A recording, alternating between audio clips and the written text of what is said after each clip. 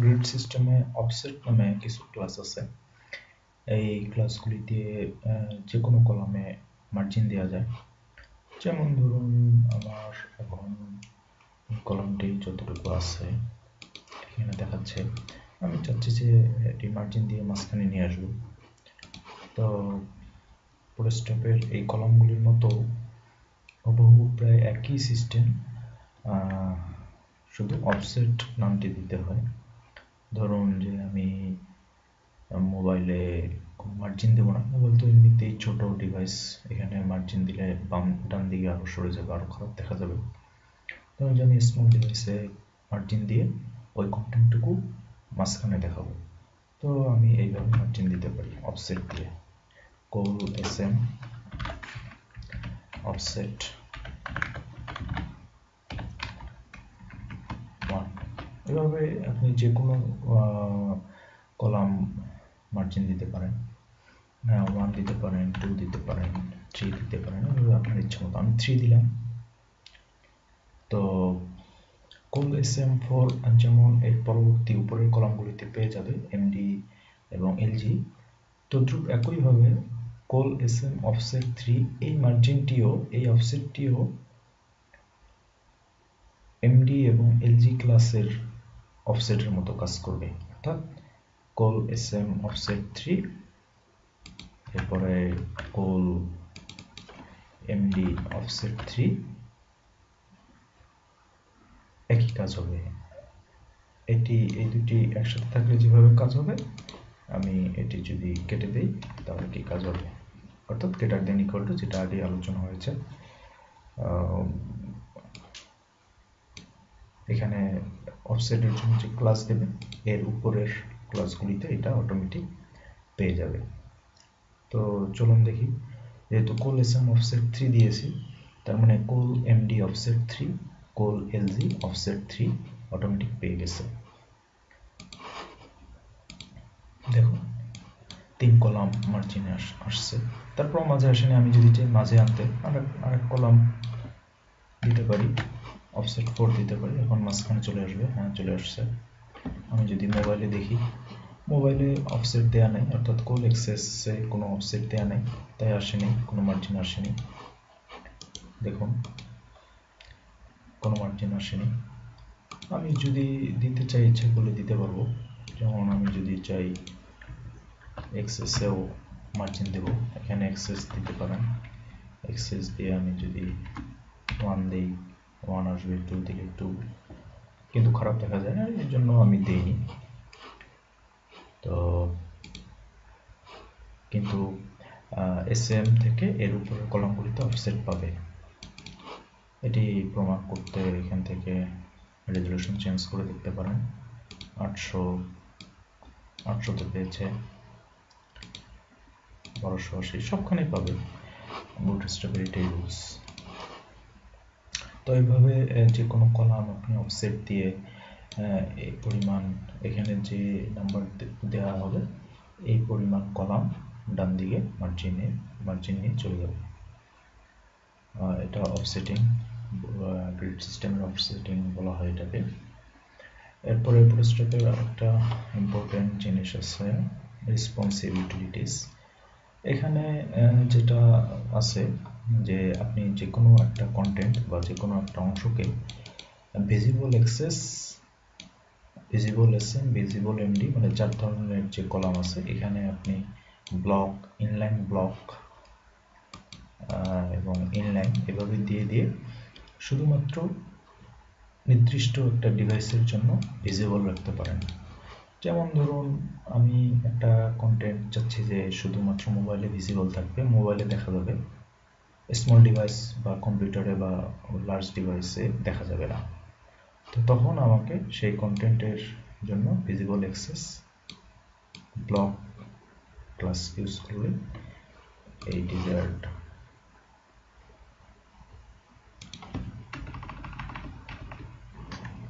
অংশটুকু আমরা দেখতে পারবো। যেমন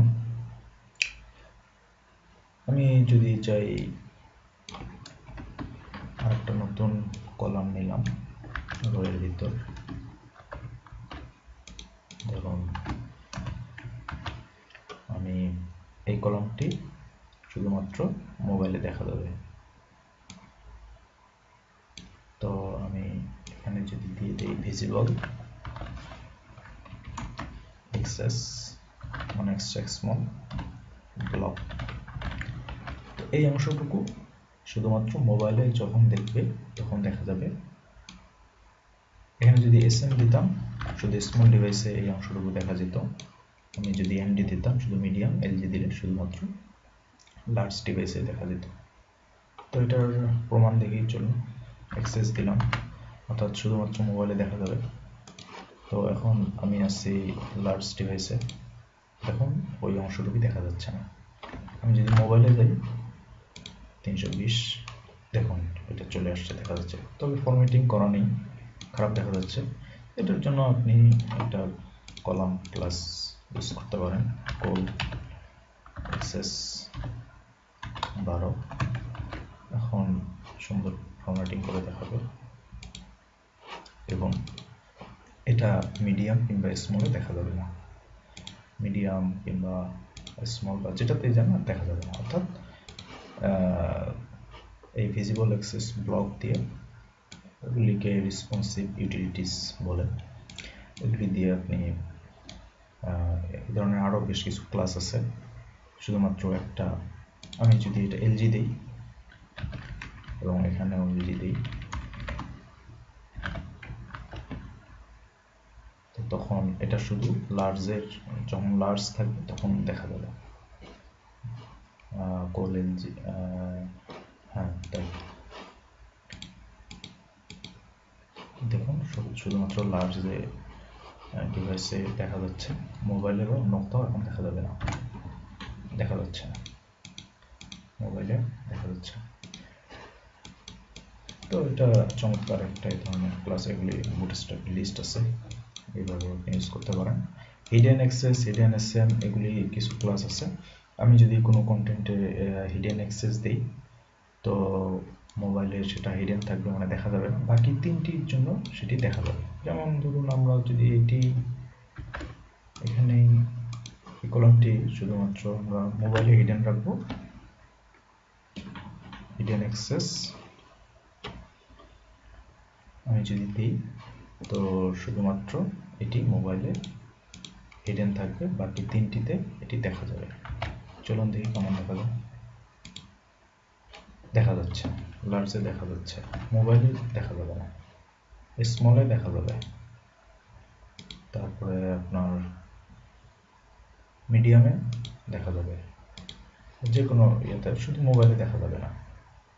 আপনি যদি চান যে সবগুলিতে দেখাবে শুধু লার্জে দেখাবে না, তখন এখানে হিডেন লার্জ দিয়ে দিবেন, LG দিয়ে দিবেন। এটা হচ্ছে এটাও একটা রেসপন্সিভ ইউটিলিটিস। এরপরে বুটস্ট্র্যাপের মোটামুটি গ্রিড সিস্টেম, এগুলি মোটামুটি মূল বেসিক আলোচনা হয়ে গেছে। যদি আমাদের আগে টিউটোরিয়ালগুলি দেখেন, আশা করি রেসপন্সিভনেস নিয়ে ক্লাস নিয়ে, বুটস্ট্র্যাপের কলাম নিয়ে আর কোনো কনফিউশন থাকবে না। এরপরে বুটস্ট্র্যাপের মানুষ যে জিনিসগুলি আছে খুবই সহজ, যেমন টেবিল। আপনি বুটস্ট্র্যাপের বাই ডিফল্ট টেবিল একটা ক্লাস আছে। আপনি যে কোনো টেবিল, যখন গ্রিড সিস্টেম, বিশেষ করে যে কোনো ওয়েব অ্যাপ্লিকেশন বানানোর সময় টেবিল থাকে, গ্রিড সিস্টেম থাকে ডাটা ভিউ করার জন্য। টেবিল যখন বানাবেন তখন বুটস্ট্র্যাপের ক্লাসগুলি ইউজ করলে টেবিলগুলি সুন্দর করে দেখাতে পারবেন, হুবার দিতে পারবেন, বর্ডার দিতে পারবেন, বর্ডার ছাড়া দিতে পারবেন, যেমন এখানে বর্ডার নেই। একটা আমরা টেস্ট করে দেখি, চলুন। ধরুন আমরা একটা টেবিল কপি করলাম,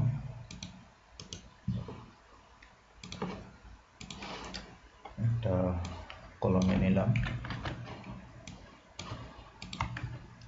টেবিল নিলাম, এটা সব জায়গায় 12 করে দিলাম যাতে একটু বড় করে দেখায়, দেখতে সুবিধা হয়। এটা ফরম্যাটিং করে নিলাম।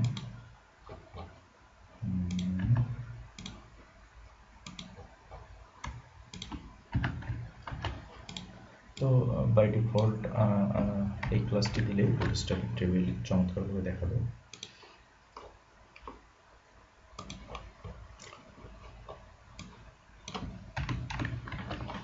দেখুন একটা টেবিল দেখাবে, এই যে টেবিল, কোনো স্টাইলিং নেই এখানে আপাতত।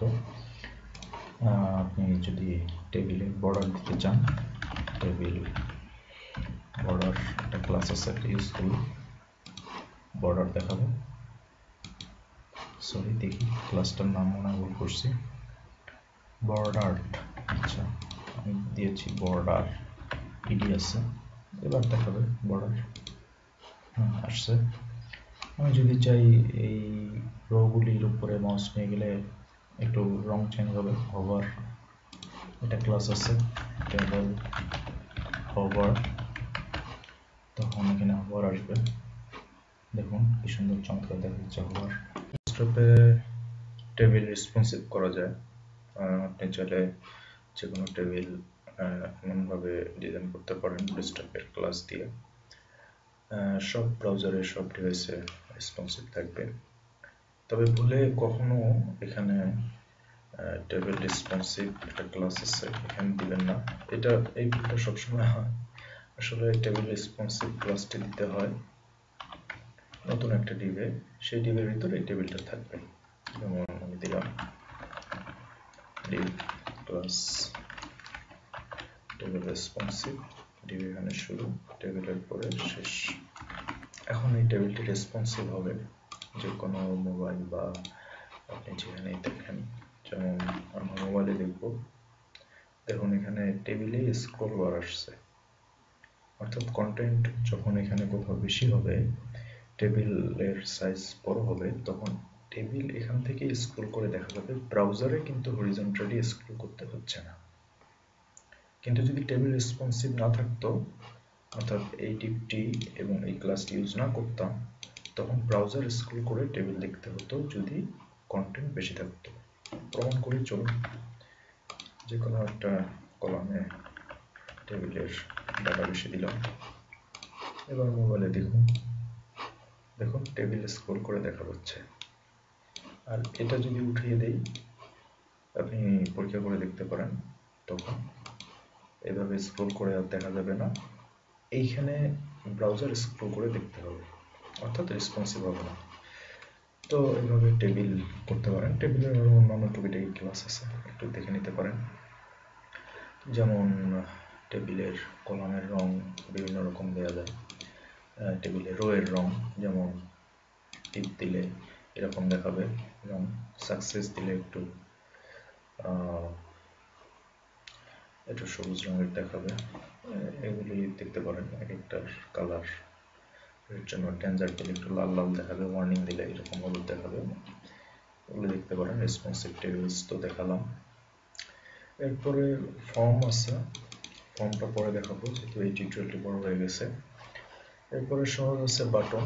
বাটনের জন্য বাটন তো এর আগেই আমরা ইউজ করছি, দেখছেন অবশ্যই। আমাদের এর আগের যে কলামগুলি ছিল সেখানে বাটন ছিল, আমরা যদি সেখানে চলে যাই, যেমন দেখুন এই যে যেমন বাটন PTN, এই ক্লাসটি ইউজ করলে ডেস্কটপ এর ডিফল্ট বাটনের স্টাইল পেয়ে যাবে এবং প্রাইমারি দিলে একটু বড় দেখাবে। যেমন দেখুন এই বাটন তো আগেই দেখছেন অলরেডি। তো এখানে বাটনের অনেকগুলি ক্লাস আছে, আপনি ইচ্ছা মতো ইউজ করতে পারেন। বাটন ডিফল্ট দিলে এরকম দেখাবে, সাদা সাদা টাইপের রঙের। এখানে যে কোনো ইনপুট বাটন ফর্ম যখন ডিজাইন করবেন, এখানে ইনপুটের মধ্যেও যদি ক্লাসগুলি দেন, তো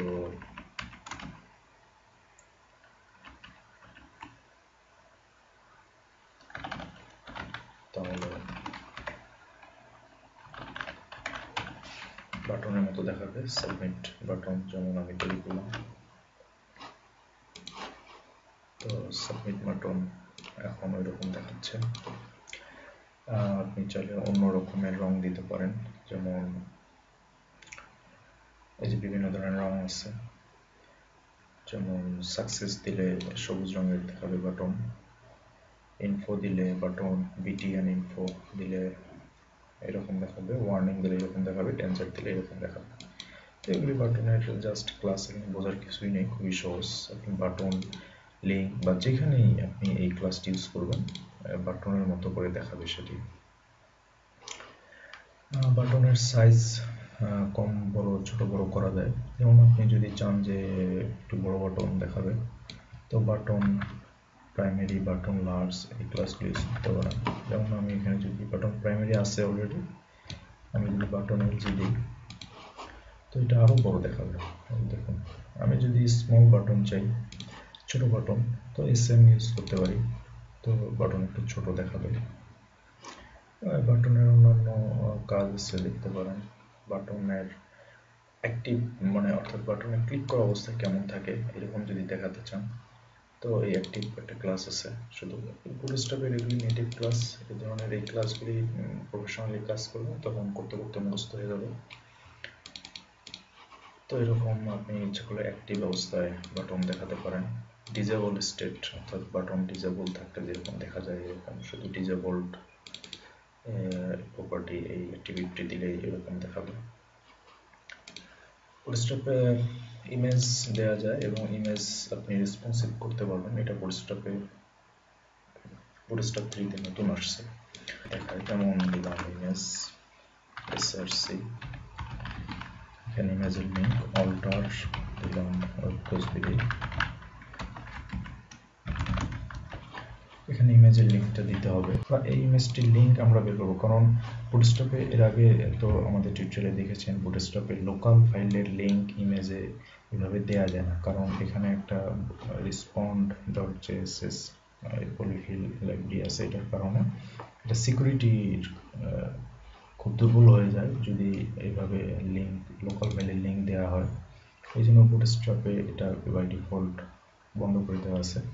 তো এই জন্য আমরা সরাসরি সার্ভারের লিঙ্ক এখানে দিতে পারবো। এই জন্য আমরা এই ফাইলটির সার্ভারের লিঙ্কটি বের করি। ধরুন এটি সার্ভারের লিঙ্ক সলিড, আমি এখানে লিঙ্ক দিয়ে দিলাম। ঠিক আছে, মোবাইলে দেখাবে 12 কলাম অর্থাৎ পুরো কলাম জুড়ে, আর এসএম বা অন্যান্য গুলিতে এমডিএলজিতে 4 কলাম নিয়ে দেখাবে ছবিটি। তো এখানে বুটস্ট্র্যাপের একটা ক্লাস আছে, নাম ক্লাস ইমেজ রেসপন্সিভ, ক্লাস দিলাম আইএনজি রেসপন্সিভ দিলে ইমেজটি রেসপন্সিভ হয়ে দেখাবে। দেখুন ছবিটি এই যে চলে আসছে। এখন লার্জে দেখাচ্ছে অর্থাৎ SM4 অর্থাৎ LGO 4 নিয়েছে। আমি যদি মোবাইলে দেখি তখন ফুল কলাম নিয়ে দেখাবে, কারণ এখানে কল এক্সেস 12 দেওয়া আছে, বাকি সবগুলিতে 4 করে দেওয়া আছে। ইচ্ছা করলে যে কোনো দিতে পারেন। আমি যদি চাই 6 কলাম নিয়ে দেখা SM থেকে শুরু করে LG পর্যন্ত, তাও দিতে পারেন। যেমন এখন আমি ক্লিক করে 6 কলাম নিয়ে দেখাবে, লার্জে 6 কলাম দেখাবে। এর উপর ইমেজ রেসপন্সিভ করে তৈরি করি। আমাদের ফেসবুক পেজে অবশ্যই লাইক দিবেন প্লিজ। ওকে, এরপরে ইমেজের আরো কিছু ক্লাস আছে। ইমেজ রাউন্ডেড দিলে এরকম কোনাগুলি রাউন্ডেড দেখাবে, সার্কেল দিলে ইমেজ গোল হয়ে দেখাবে, ইমেজ থাম্বনেল দিলে এরকম ফেসবুকের ছবির মতো চারিদিকে হোয়াইট বর্ডার গ্রে বর্ডার সহ দেখাবে। তো এগুলি দেখে নেবেন। শুধু ক্লাস ইউজ করতে হয়, আর এখানে কোনো কমপ্লেক্সিটি নেই, বোঝার কিছু নেই। কিছু হেল্পার ক্লাস আছে। টেক্সট মিউটেট দিলে লেখাগুলি এরকম ফ্যাকাশে দেখাবে, প্রাইমারি দিলে লেখাগুলি এরকম দেখাবে, সাকসেস দিলে টেক্সট যে কোনো টেক্সট। এরপরে কুইক ফ্লোট, এটা একটা ইম্পর্টেন্ট ক্লাস, সবসময় লাগে। আপনি এমন কোনো ডিফ এখানে দিতে যাচ্ছেন, যেমন ধরুন ইমেজটি আমরা এখানে যদি ফ্লোট দিতে চাই, ডান দিকে দেখতে চাই, আমি যদি এখানে সব কলামের জন্য 12 করে দিই, তখন ইমেজ কোথায় দেখায় চলুন দেখি। পুল রাইট, দেখুন ইমেজ ডান দিকে দেখাচ্ছে। তো ফ্লোট মানে পুল লেফট, এবং এখানে পুল লেফট দিলে ফ্লোট লেফট হবে, পুল রাইট দিলে ফ্লোট রাইট হবে। এটা একটা ইম্পর্টেন্ট ক্লাস, মাঝে মাঝে কাজে লাগে। ক্লিয়ার ফিক্সের তো আগে দেখালাম, ফ্লোটের এলিমেন্ট দুই দিক থেকে ক্লিয়ার করার জন্য ইউজ হয়।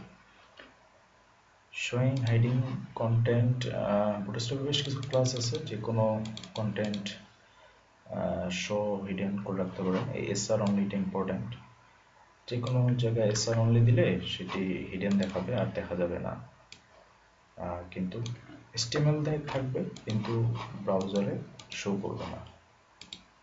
দেখুন দেখাচ্ছে না, আমি এসআর অনলি দিয়েছি।